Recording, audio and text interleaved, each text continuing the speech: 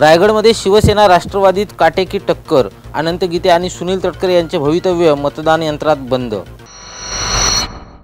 रायगड लोकसभा मतदारसंघात मतदारांनी मतदानाचा हक्क बजावला असून शिवसेनेचे उमेदवार अनंत गीते, राष्ट्रवादीचे उमेदवार सुनील तटकरे यांच्यासह अन्य उमेदवारांचे भवितव्य मतदान यंत्रात बंद झाले। सुनील तटकरे यांनी कुटुंबासह रोह्यात मतदान केले।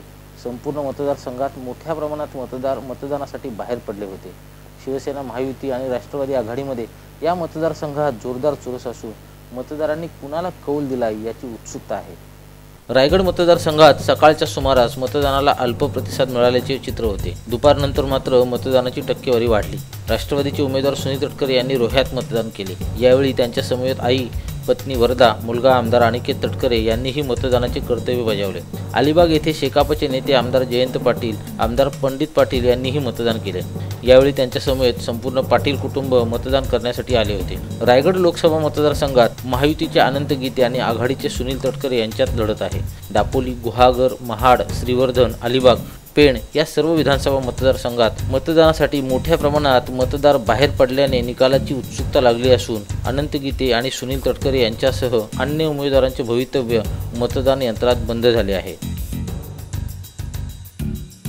ब्युरो रिपोर्ट, संवाद मराठी लाईव्ह, अलिबाग।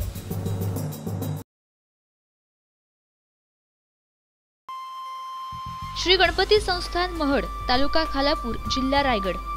श्री वरदविनायकाच्या भक्तांसाठी भक्त निवासाची सोय, स्वच्छता आणि 24 तास गरम पाणी, सीसीटीव्हीची नजर। आगाऊ नोंदणीसाठी संपर्क करा 021 92 26 69 12 72 76 47 38 54।